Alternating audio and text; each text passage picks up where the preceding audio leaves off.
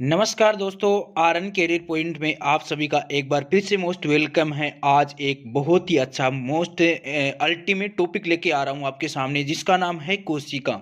कोशिका के बारे में हम बात करें तो हर एक एग्जाम के अंदर यहाँ से क्वेश्चन बनता है और आता भी है।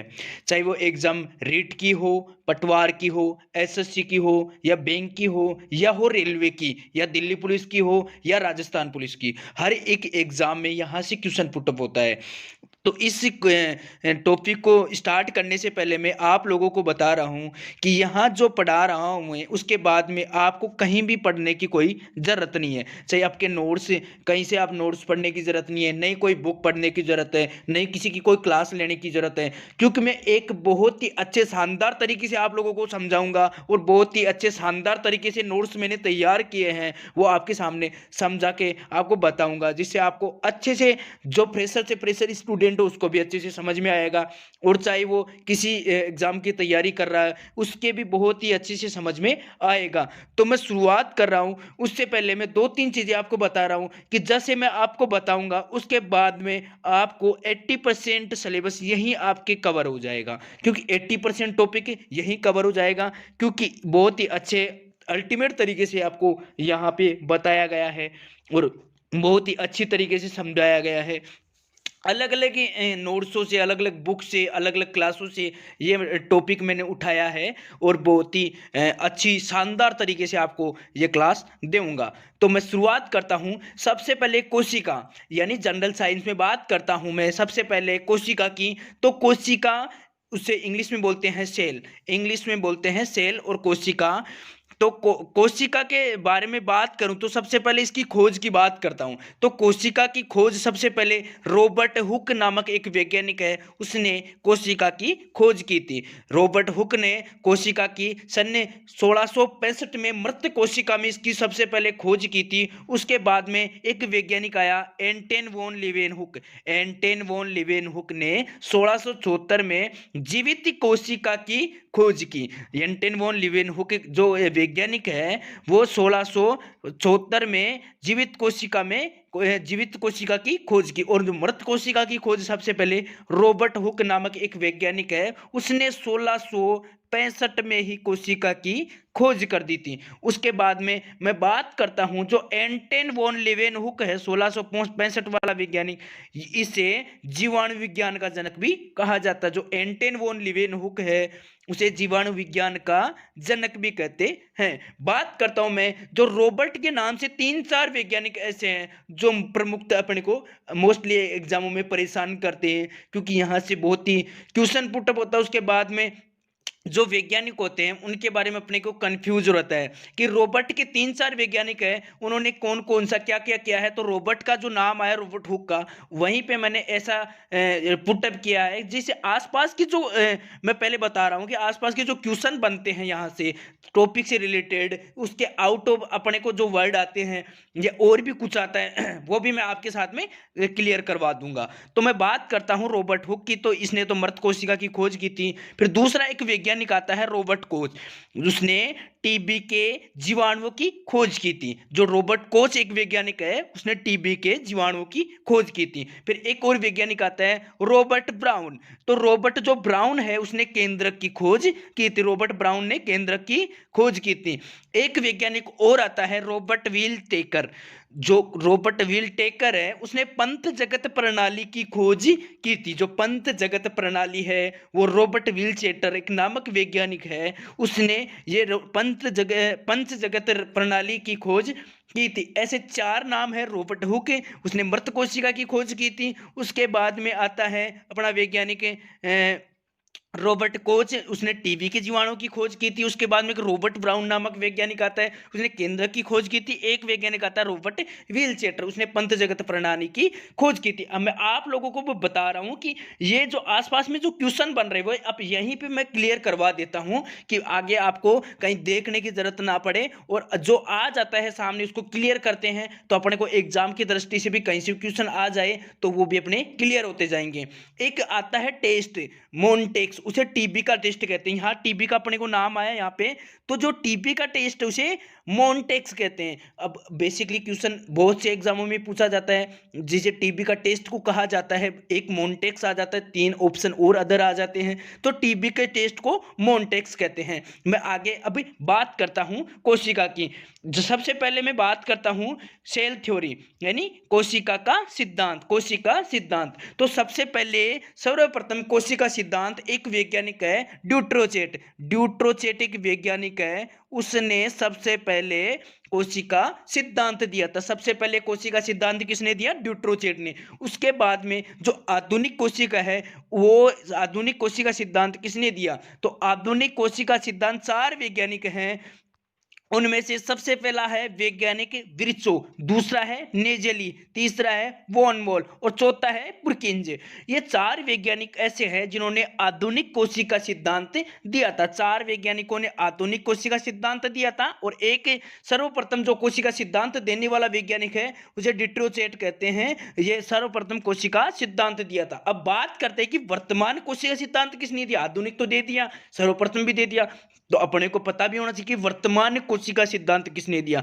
तो 2 वैज्ञानिक है, स्लाइडेन और स्वान, इन्होंने वर्तमान कोशिका सिद्धांत दिया था। वर्तमान कोशिका सिद्धांत दिया था। अब मैं बात करता हूं कि जो ये कोशिका सिद्धांत है, अपनी बात कर लेते हैं कि कोशिका सिद्धांत होता क्या है।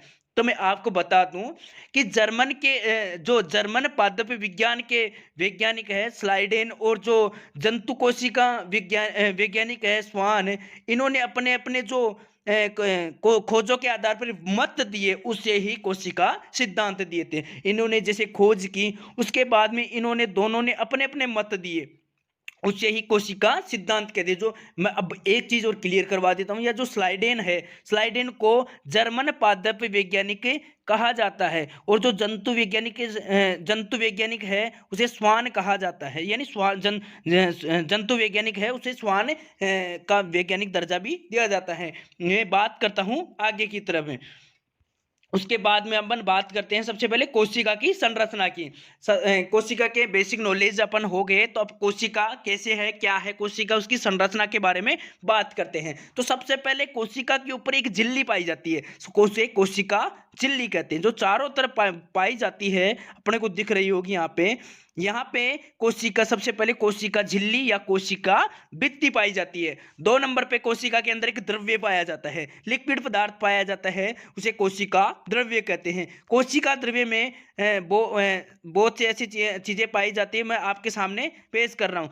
सबसे पहले कोशिका द्रव्य में माइटोकॉन्ड्रिया होता है, दूसरा होता है राइबोसोम होता है, एक होता है लाइसोसोम होता है, एक होता है अंतःप्रतिभा जालिका होती है कोशिका द्रव्य में। तो अंतःप्रतिभा जालिका है वो 2 प्रकार की होती है, एक तो खुरदरी अंतःप्रतिभा जालिका और एक चिकनी अंतःप्रतिभा जालिका।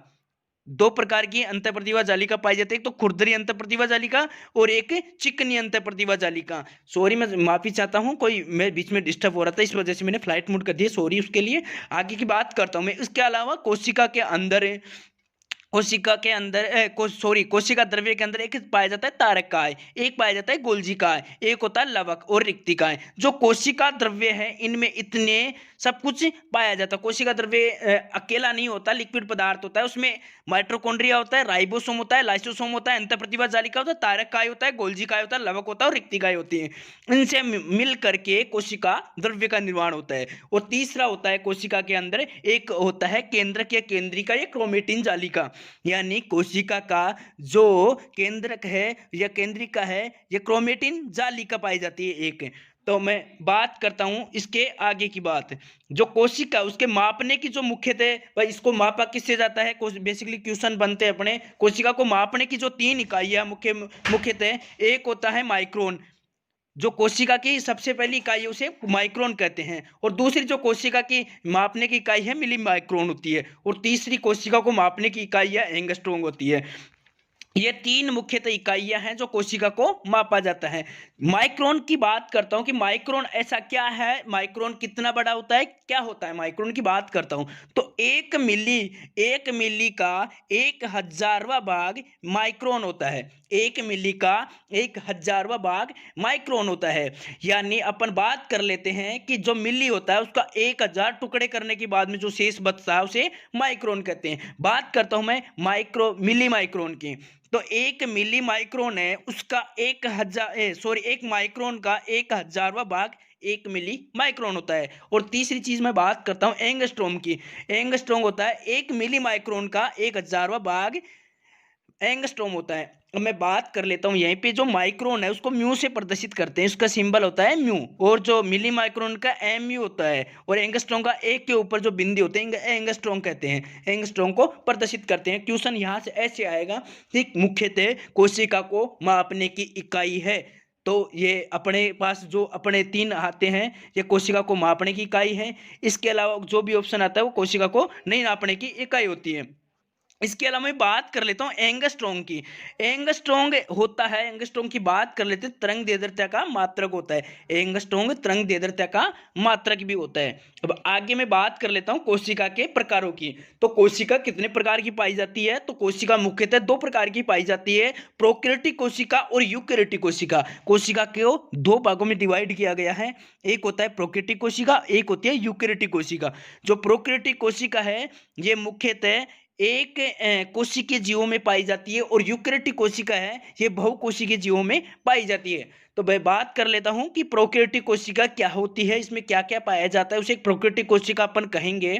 तो मैं बात आगे की तरफ बढ़ता हूं। सबसे पहले अपन प्रोकैरियोटिक कोशिका को लेते हैं। तो प्रोकैरियोटिक कोशिका मुख्यतः जीवाणुओं में, नीलहरित शैवालों में, माइक्रोप्लाज्मा में, साइनोबैक्टीरिया में, यूग्लिना में, अमीबा में मुख्यतः ये पाई जाती है। जो प्रोकैरियोटिक कोशिका होती है जीवाणुओं में पाई जाती है, नीलहरित शैवालों में पाई जाती है, माइक्रोप्लाज्मा में पाई जाती है, साइनोबैक्टीरिया में पाई जाती है, यूग्लिना में और अमीबा में मुख्य रूप से ये पाई जाती है। एक कोशिकीय जीव होते हैं।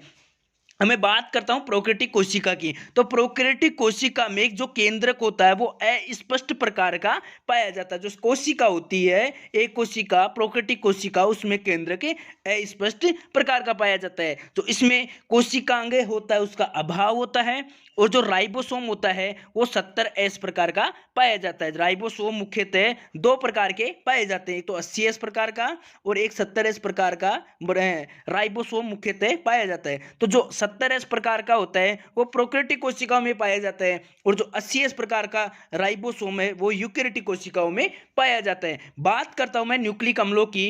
तो इसमें जो न्यूक्लिक अम्ल है वो कणों के रूप में पाए जाते हैं। जो कणों के रूप में न्यूक्लिक अम्ल पाए जाते हैं। मैं बात करता हूं यहां पे आ जाती है कि न्यूक्लिक अम्ल होता क्या है।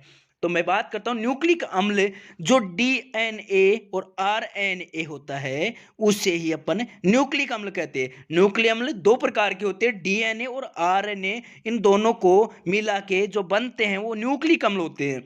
तो न्यूक्लिक अम्ल 2 प्रकार के पाए जाते हैं, डीएनए और आरएनए। तो मैं सबसे पहले बात कर लेता हूं कि जो न्यूक्लिक अम्ल है अपने को पता किसने करवाया, जिसने सबसे पहले न्यूक्लिक अम्लों की खोज की, तो एक वैज्ञानिक है फ्रेडरिक मिश्र जो वैज्ञानिक है उसने न्यूक्लिक अम्लों की खोज की थी मवाद कोशिकाओं में सबसे पहले फ्रेडरिक मिश्र ने न्यूक्लिक अम्लों की खोज की थी।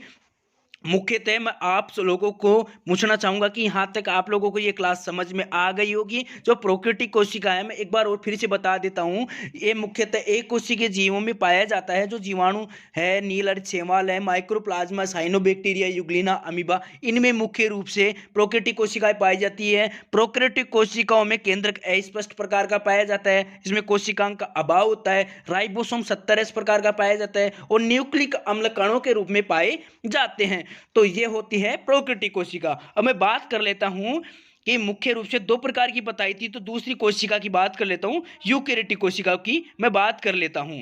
तो यूकैरियोटिक कोशिका है अपनी, उसकी मैं बात कर लेता हूं। तो यूकैरियोटिक कोशिका ये है सभी कोशिका, यानी जो सभी बहुकोशिकीय जीव है उनमें सभी में यूकैरियोटिक कोशिका पाई जाती है। जो यूकैरियोटिक कोशिका है ये सभी बहुकोशिकीय, यानी जो जितने भी बहुकोशिकीय जीव हैं उनमें यूकैरियोटिक कोशिकाएं पाई जाती हैं, और इसमें केंद्रक है स्पष्ट प्रकार का पाया जाता है। और दूसरा राइबोसोम 80S प्रकार का पाया जाता है इसमें, और उसमें पाया जाता है 70S प्रकार का राइबोसोम।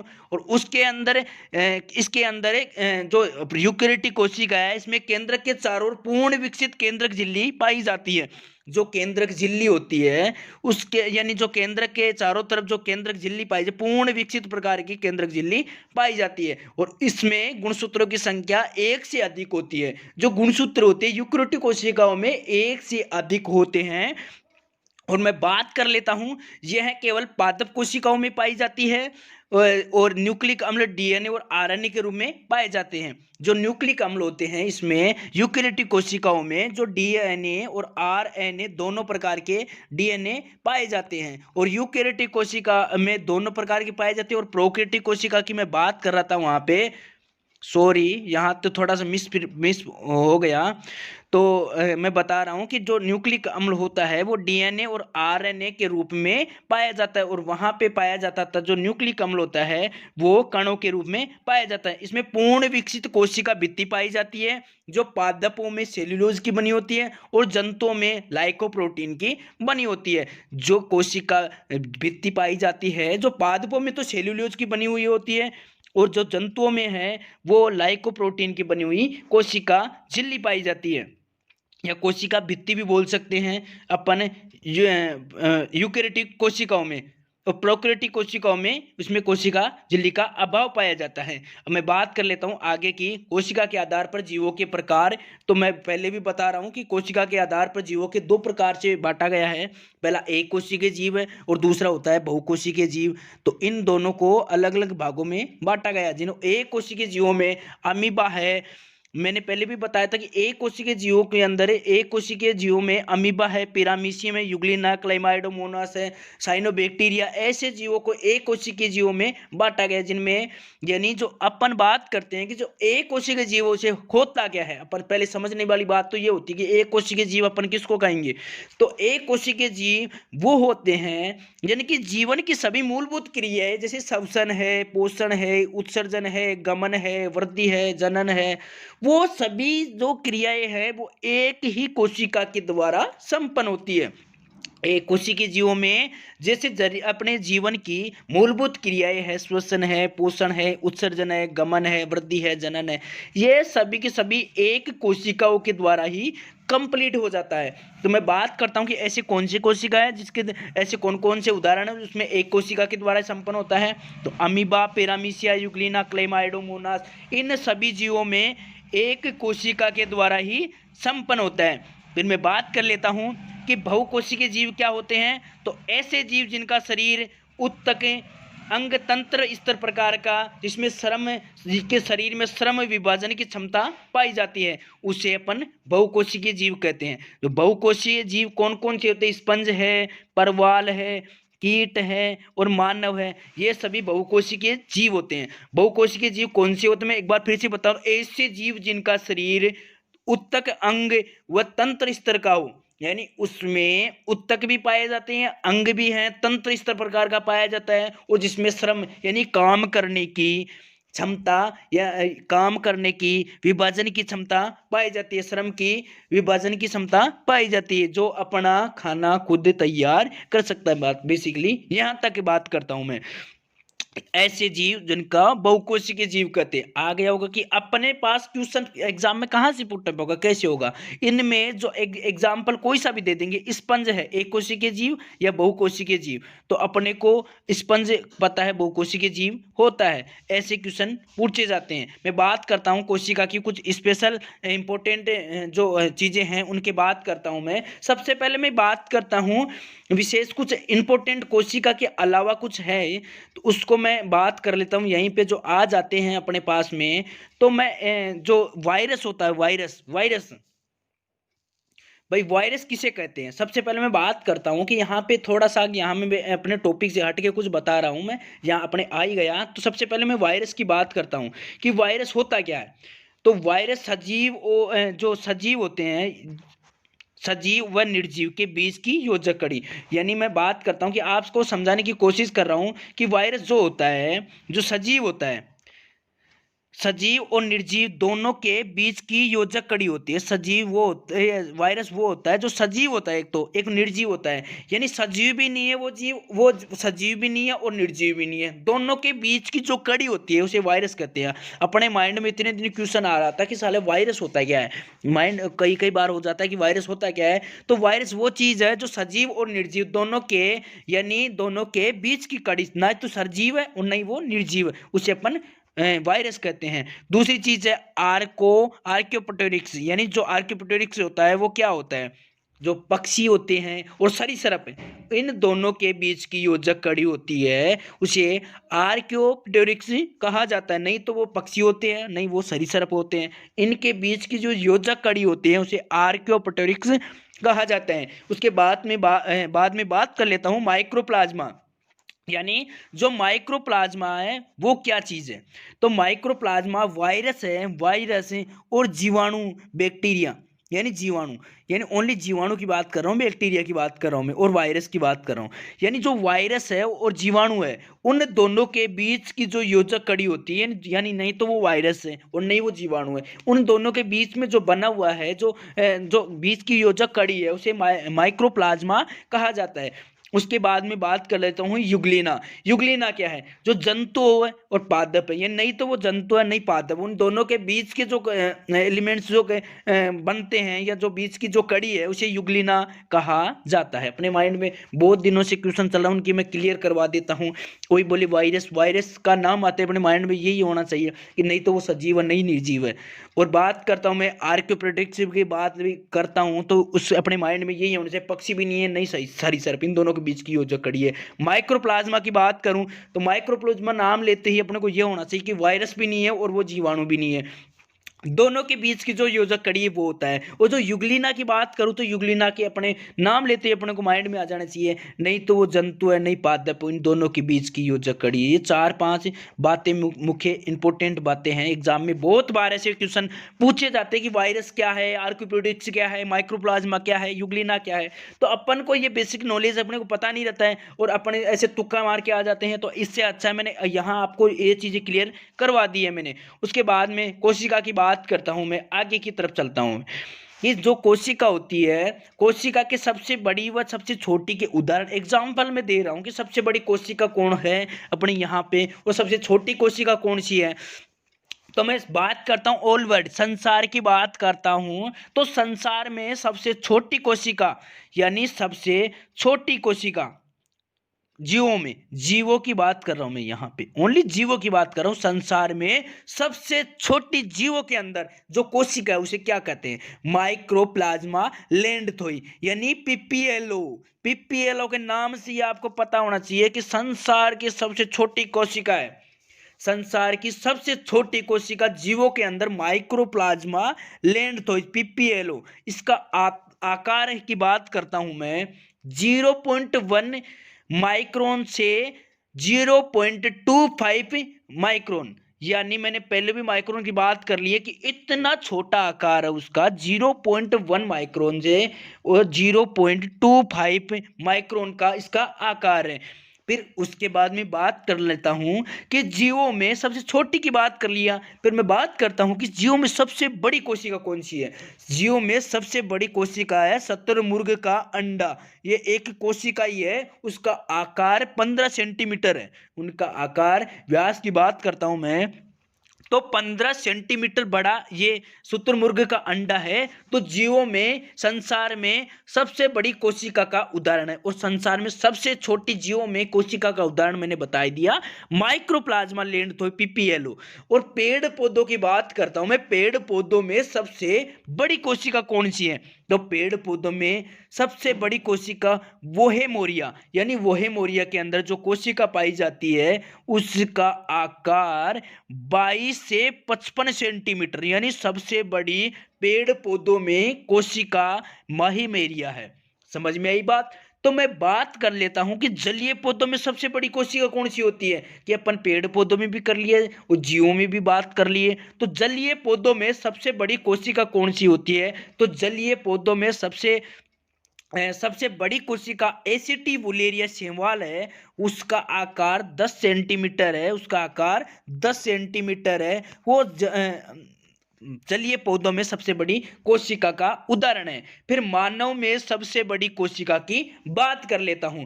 तो मानव है, मानवों की बात कर लेते हैं तो सबसे बड़ी कोशिका अंडाणु कोशिका है। ये मादा जनन कोशिका भी है और ये मानवों में सबसे बड़ी कोशिका यानी सबसे बड़ी कोशिका का उदाहरण है। मैं बात कर लेता हूं कि मानवों में जो अंडाणु कोशिका है उसमें मादा जनन कोशिका होती है, ये अंडाणु है, उसमें मानवों में सबसे बड़ी कोशिका का उदाहरण है। अब मैं बात कर लेता हूँ कि मानवों में सबसे बड़ी की बात कर ली तो मानव में सबसे लंबी कोशिका कौन सी होती है। कि लंबी बड़ी की बात कर रहा था मैं वहाँ, और यहाँ पे लॉन्ग यानी लंबी की बात कर रहा हूँ। तो लंबी है सबसे पहले मानवों में, कंफ्यूज होने की जरूरत नहीं है, वहाँ बड़ी की बात थी, यहाँ लंबी की बात है। मानवों में सबसे लंबी कोशिका है तंत्रिका कोशिका, न्यूरॉन्स। जो न्यूरॉन्स है मानवों में सबसे बड़ी कोशिका का यानी सबसे लंबी कोशिका का उदाहरण है। और अपन मैं बात कर रहा था कि यहाँ पे मैं जो आउट ऑफ चलता है अपने को जो वर्ड आते हैं उनके बारे में भी अपन बात कर लेते हैं। जो न्यूरॉन्स होता है तो न्यूरॉन्स के अध्ययन को न्यूरोलॉजी कहते हैं। अपन बहुत से डॉक्टरों के पास में बहुत है कौन से स्पेशलिस्ट है तो न्यूरोलॉजी स्पेशलिस्ट है, तो उन्हें न्यूरॉन्स यानी तंत्रिका कोशिका विशेषज्ञ है वो, तो न्यूरॉन्स के अध्ययन को न्यूरोलॉजी कहा जाता है। और मानवों में सबसे लंबी की बात कर ली, सबसे बड़ी की बात कर ली, तो मानवों में सबसे छोटी कोशिका है वो कौन सी होती है। तो मानवों में सबसे छोटी की कोशिका शुक्राणु है, यानी शुक्राणु है सबसे छोटी कोशिका का उदाहरण है। मानवों में ये नर जनन कोशिका है, शुक्राणु नर जनन कोशिका है, ये मानवों में सबसे छोटी कोशिका का एग्जाम्पल है। मानवों में केंद्रक रहित कोशिका कौन सी होती है, आप सभी को पता है आरबीसी। आरबीसी को इरिथ्रोसाइट भी कहते हैं, इसका साइंटिस्ट नाम है। तो मानवों में केंद्रक रहित कोशिका आरबीसी इरिथ्रोसाइट है। और पादपों में केंद्रक रहित कोशिका कौन सी होती है, चालनी नलिका। चालनी नलिका पादपों में केंद्रक रहित कोशिका है। और मानवों में केंद्रक रहित जो केंद्रक नहीं पाया जाता है केंद्रक लेस कोशिका आरबीसी इरिथ्रोसाइट। ये याद रखने वाली बात है क्योंकि हर एक एग्जाम में बहुत बार क्वेश्चन यहां से पुटअप हो चुका है कि मानव में केंद्रक रहित कोशिका पाई जाती है। बहुत से ऑप्शन दे देते हैं लेकिन इसमें सही ऑप्शन होता है आरबीसी, या आरबीसी नाम नहीं देके इरिथ्रोसाइट भी दे सकता है। बहुत से एग्जामों में ऐसे क्वेश्चन भी आ जाते हैं कि पादपों में केंद्रक रहित कोशिका कौन सी होती है, तो चालनी नलिका पादपों में केंद्रक रहित कोशिका है। जो यहाँ से मैंने पढ़ा है सबसे लंबी सबसे छोटी, इन चीज़ों को अपने को याद में रखना चाहिए क्योंकि यहाँ से बहुत बार क्वेश्चन पूछा जाता है। मैं बात कर लेता हूँ एक, जो माइक्रोप्लाज्मा है, जो माइक्रोप्लाज्मा है उसमें स्वयं की कोशिका भित्ति पाई जाती है। जो लैंगिक व वो लिग्निन व प्रोटीन की पाई जाती है, वो अपने अपनी कोशिका होती है, उसमें जो कोशिका भित्ति अलग अलग प्रकार की पाई जाती है। लेकिन जो एक माइक्रोप्लाज्मा है, माइक्रोप्लाज्मा में ही एक स्वयं की कोशिका भित्ति पाई जाती है। मैं बात कर लेता हूं, यहाँ पे अपना ये पहला चैप्टर खत्म होता है, पार्ट कोशिका का पहला पार्ट यहाँ पे मैं खत्म करता हूं। उसके बाद में आगे की मैं उम्मीद करता हूं कि यहाँ तक आपको समझ में आया होगा। और अगर आपको समझ में नहीं आया है, कोई चीज़ आपसे मेरे से छूट गई है और आप लोगों को कोई भी चीज़ में यहाँ पढ़ाई उसमें शंका लग रही है, किंतु परंतु लग रहा है, तो मेरे कमेंट बॉक्स में आप मुझे बता सकते हैं। और बहुत ही अच्छी मेरी तरफ से मैंने बहुत अच्छी क्लास देने की कोशिश की है।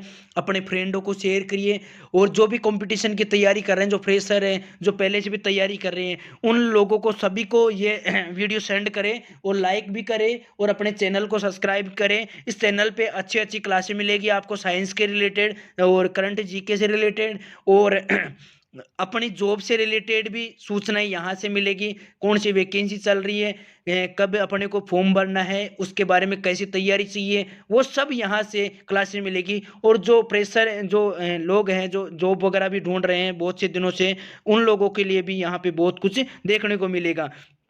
तो मेरी उम्मीद है कि आप लोगों को सबको समझ में आया होगा। अगर आया है तो अभी अपने नीचे लाल बटन का सब्सक्राइब बटन दिख रहा होगा, उसको प्रेस किए और वहाँ पे एक घंटी का बटन है उसे प्रेस कर दिया है, जो जैसे कि आपको नोटिफिकेशन मिलता रहे आगे की वीडियो का। और कमेंट्स में अपने को बताएं कि आगे आपको कौन सी क्लास, कैसी क्लास चाहिए और किस तरह की क्लास चाहिए। और वीडियो को लाइक करोगे तो मेरा हौसला अफजाई रहेगा। मैं आगे ऐसे ही बहुत होश और जोश से क्लास लेता रहूंगा। आगे की क्लास जल्दी ही आपके सामने होगी। ये पहला कोशिका का चैप्टर था और आगे का चैप्टर 2-3 पार्टों में अपन करेंगे शॉर्टली। और ये बहुत ही अच्छे, यहाँ से मैंने अलग अलग नोट्सों से मैं ये अपने उठाया है टॉपिक, और मैं बहुत ही अच्छी तरीके से समझाने की कोशिश की है। मेरी उम्मीद करता हूँ कि मेरे दी की जानकारी से भी आप समझ पाए हैं।